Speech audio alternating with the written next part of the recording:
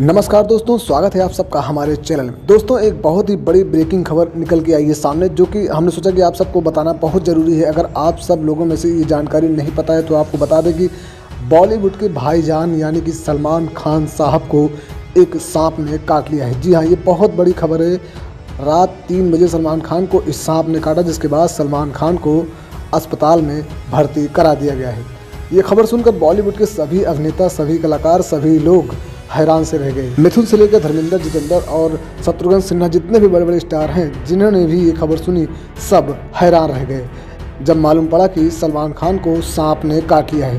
हालांकि सलमान खान अस्पताल में भर्ती हैं, अब उन्हें डिस्चार्ज भी कर दिया गया है। कहा जाता है कि सलमान खान को जिस सांप ने काटा है वह सांप ज़्यादा जहरीला नहीं था, इसी वजह से सलमान खान को ज़्यादा दिक्कतें नहीं हुई। ऊपर वाले की मेहरबानी है कि सलमान साहब एकदम स्वस्थ हैं।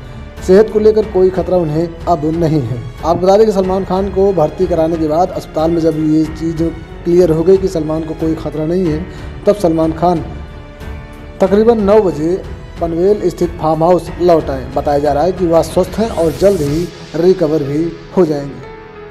फिलहाल तो ये खबर बहुत ही डराने वाली है कि सलमान खान को सांप ने काटा। ऊपर वाले की मेहरबानी और हम सबका प्यार है कि सलमान भाई स्वस्थ हैं।